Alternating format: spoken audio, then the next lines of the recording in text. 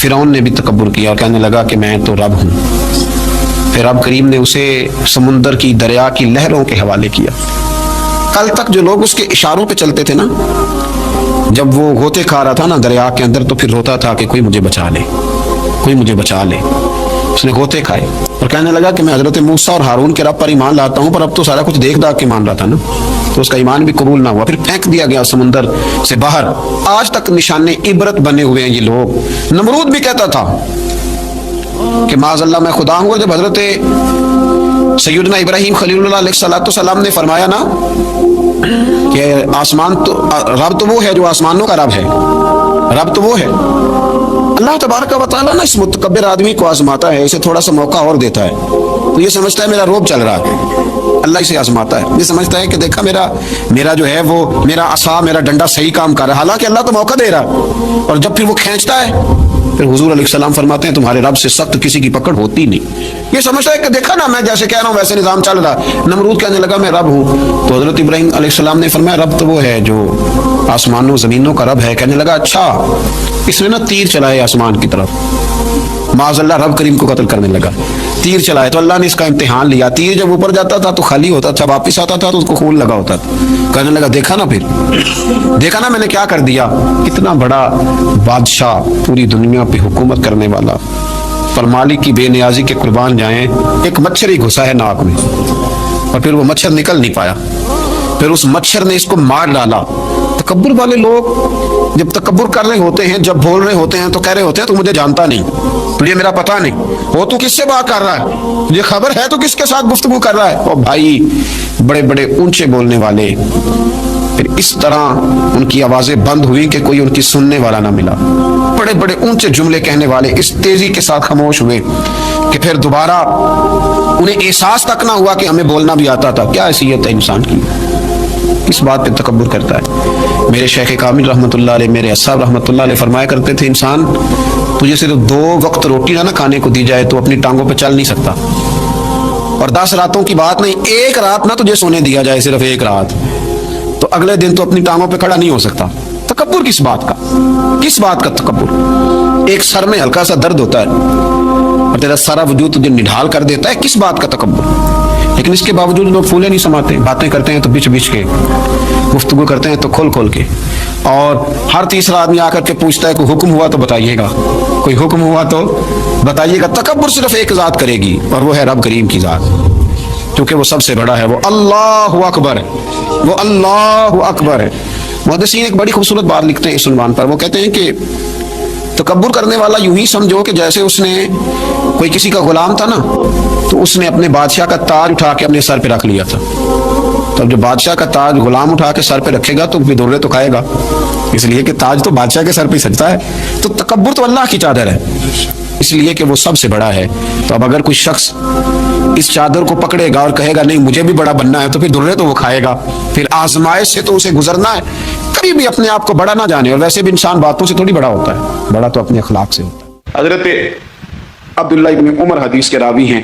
होता है तो दिन ऐलान करता है, उस दिन मुनादी होती है, वो दिन ऐलान करता है और कहता है लोगों आज अगर कोई काम करना है तो कर लो, मैं आज आया हूं, आज के बाद दोबारा नहीं आऊंगा।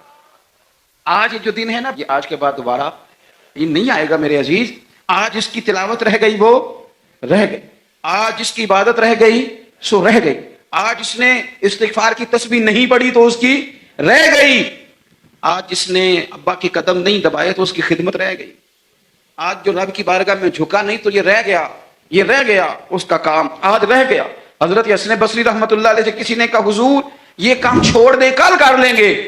आप फरमाने लगे ये काम कल पे डाल दूंगा तो कल वाले काम कब करूंगा, तो कल मेरी ड्यूटियां हैं वो भी तो मैंने करनी है ना, तो आज का काम कल पे डालता जाऊंगा तो कल वाले काम कब करूंगा। हमने वक्त जाया किया है, हमारे हाथ से लम्हात रेत की तरह निकल गए। बहुत सारी हमारी नाकामियों की वजह यह बनी कि हमने टाइम जाया किया। हम बहुत सारा पढ़ सकते थे, बहुत सारा लिख सकते थे, बहुत सारी खिदमतें कर सकते थे, खानदान को बड़ा कुछ दे सकते थे। और यार हमारे तो देहात में वो बूढ़ी माएँ होती थी जो अगरचे कुरान मजीद मजहूल पढ़ती थी पर मकसद तो बना लेती थी ना, कहती थी अब बेवा हो गई हूँ सारी जिंदगी कुरान पढ़ाऊंगी। कोई लालच नहीं होता था, कुछ नहीं होता था, कुछ कोई मकसद तो था ना, कोई इरादा तो था ना। کچھ انہوں نے پروگرام تو بنا لیا تھا، اپنی زندگی بے ترتیب گزاریں گے تو خیالات بکھریں گے. آج نہ ہر تیسرا بندہ کہتا ہے کہ جناب وسوسے بڑے آتے ہیں، ہر چوتھا بندہ کہتا ہے دل میں بڑے بڑے خیالات آتے ہیں. میں اس نتیجے پہ پہنچا ہوں، میڈیا دیکھ دیکھ کے، رنگ رنگ کی کہانیاں سن کے، رنگ رنگ کی سٹوریاں سن کے، کوئی کیا کہہ رہا ہے، کوئی کیا کہہ رہا ہے، گمسان کا ران پڑا ہوا، اللہ جانے کون سچا کون جھوٹا کیا بن رہا. یہ چیزیں ذہن میں اتنی پختہ ہو جاتی ہیں کہ وسوسے ہی وسوسے، خیالات ہی خیالات، تصورات ہی تصورات. وہ لوگ جو اپنے مصلح کے ساتھ جڑے ہوئے تھے، جو اپنی تلاوت وقت پہ کرتے تھے، جو وظائف وقت پہ پڑھتے تھے، جو درود تاج اتنا سونا پڑھتے تھے، اتنا سونا پڑھتے تھے کہ پاکستان میں بیٹھ کے پڑھ رہے ہوتے تھے تو لگتا تھا گنبد خضرا سامنے موجود ہے. اتنے ذوق سے حضور کی بارگاہ میں اپنے آپ کو پیش کرتے تھے تو وہ لوگ سکون میں رہتے تھے. انہیں خوابیں اچھی آتی تھیں، ان کی فکریں مضبوط رہتی تھی، ان کے ذہنوں میں کوئی تناؤ نہیں تھا. اب تو بہت سارے لوگ ایسے ہیں کہ اللہ تعالیٰ معاف کرے، آنے والے وقت میں سب سے زیادہ دوائی گردن کی درد کی کھایا کریں گے، کیونکہ 3 گھنٹے تو موبائل پہ جھکے رہتے ہیں. تو کیسے نظام آگے بڑھے گا؟ عزیز بھائی، وقت کی میان سے جو ایک دفعہ تیر نکل گیا دوبارہ پلٹ کے اس میں داخل نہیں ہوگا. اپنے وقت کو بچا لیں، اپنے لمحات کو ضائع ہونے سے بچا لیں. یہ بڑے قیمتی ہیرے ہیں. یہ آپ کو اللہ نے وسعت دی ہے، آسانی دی ہے، فراغت دی ہے. تو نبی پاک صلی اللہ علیہ وسلم نے فرمایا یہ رب کی نعمت ہے. ہم نہ اپنے بزرگوں کو کبھی دیکھتے ہیں نا جی، حضرت شیخ ابراہیم کہتے ہیں قاضی ابو یوسف رحمۃ اللہ علیہ شدید بیمار تھے، امام مالک رحمۃ اللہ علیہ کے شاگرد ہیں. تو یہ آئمہ کا تھوڑا بہت اختلاف بھی ہوتا ہے بعض اوقات فقہی مسائل میں. آپ کو پتہ ہے امام اعظم ابو حنیفہ کے شاگرد ہیں اگرچہ قاضی ابو یوسف، لیکن ادب کے ساتھ بعض مسائل کے اندر انہوں نے اپنی رائے مختلف بھی پیش کی. تو کہتے ہیں وہ شدید بیمار تھے، اتنے بیمار تھے کہ غشی کا عالم طاری تھا. تو میں ان کی تیمارداری کرنے چلا گیا. ہم جب بیمار پڑے ہوتے ہیں کچھ ہے یاد رہتی ہے، کیونکہ مشن ہی کوئی نہیں. بیمار ہے، بچے بھی سائڈ پہ لے جاؤ، میری طبیعت نہیں ٹھیک، کچھ نہیں کرنا، کیونکہ پہلے بھی کچھ نہیں کرتے تھے. تو اب تو ویسے بیمار ہیں، اب ہم نے کیا کرنا، کچھ کرتے ہی نہیں. قاضی ابو یوسف رحمۃ اللہ علیہ شدید بیمار تھے. شیخ ابراہیم فرماتے میں تیمارداری کرنے کے لیے حاضر ہوا. ان کو غشی طاری تھی، اچانک ان کی آنکھ کھلی، شدید بیمار ہیں، اٹھ کے بیٹھا نہیں جا رہا، لیکن مقصد ہے نا زندگی میں کوئی.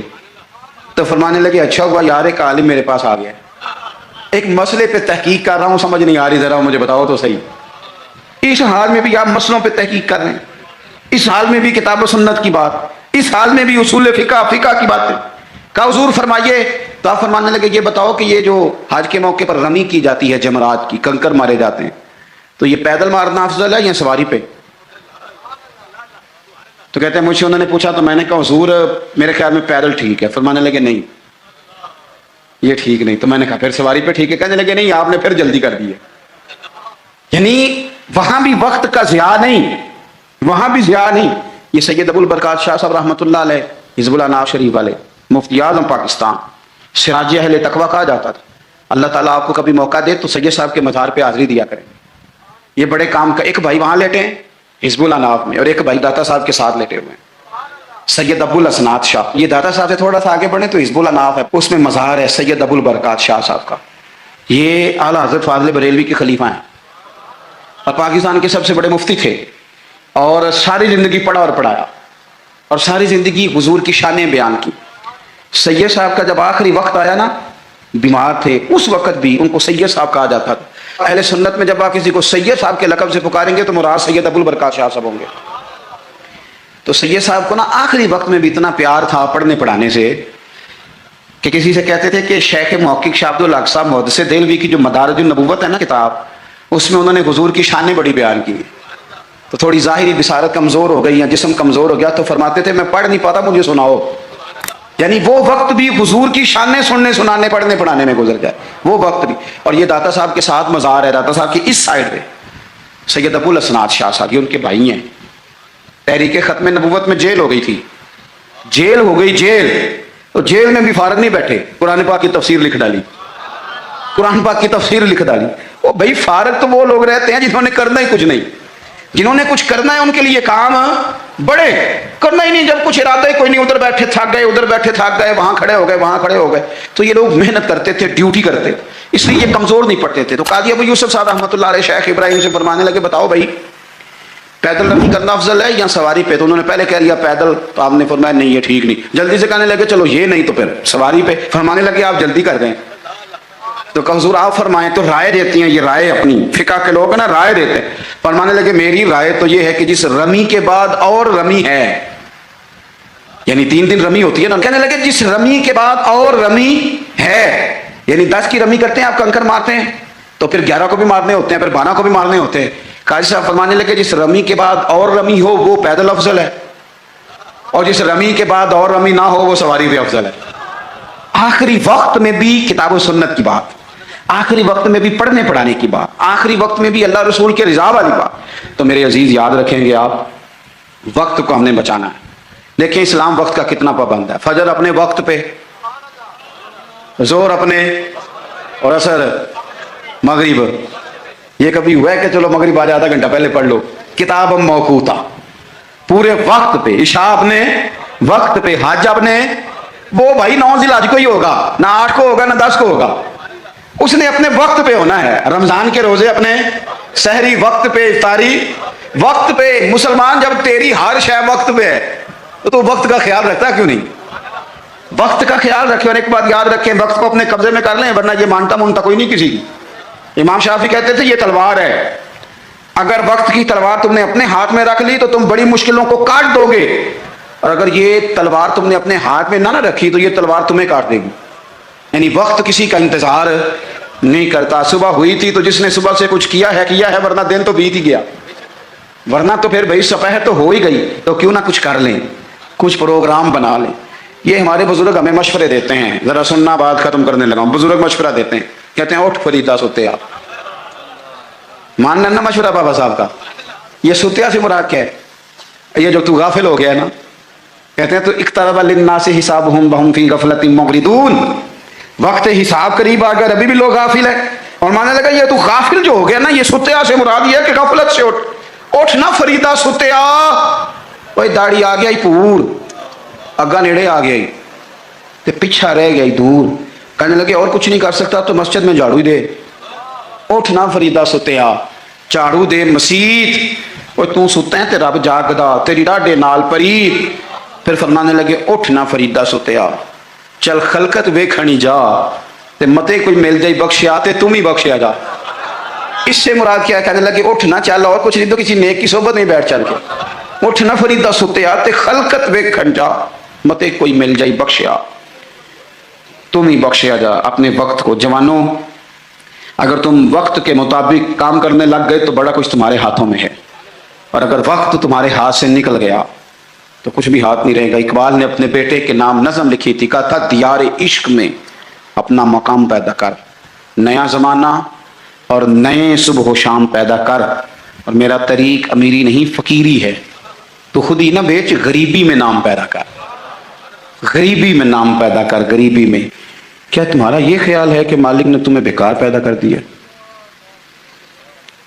تم 9 ماہ اپنی ماں کے بدن میں رہے، بہت سی تکلیفیں سہ کر اس نے تمہیں جنم دیا. دنیا میں آنے کے بعد کئی بیماریاں، کئی تکلیفیں، کئی آزمائشیں، کئی دکھ، کئی سکھ، کہیں دھوپ کہیں چھاؤں. تو کیا یہ سارا سلسلہ بیکار تھا؟ کیا یہ عبث ہے؟ اللہ فرماتے ہیں کیا تم نے یہ گمان کر لیا ہے کہ تمہیں رب نے بیکار پیدا کیا ہے؟ تم کیا سمجھتے ہو تمہیں لوٹ کر اس کی طرف جانا نہیں؟ انسان دنیا میں اس وقت قیمتی ہوتا ہے جب وہ اپنے وقت کو قیمتی بنا لیتا ہے، اور دنیا میں اس وقت لوگ ناکام، مایوس، پریشان، بور، تکلیف، آزمائش میں ہوتے ہیں جب وہ وقت کو ضائع کرتے ہیں. جو آدمی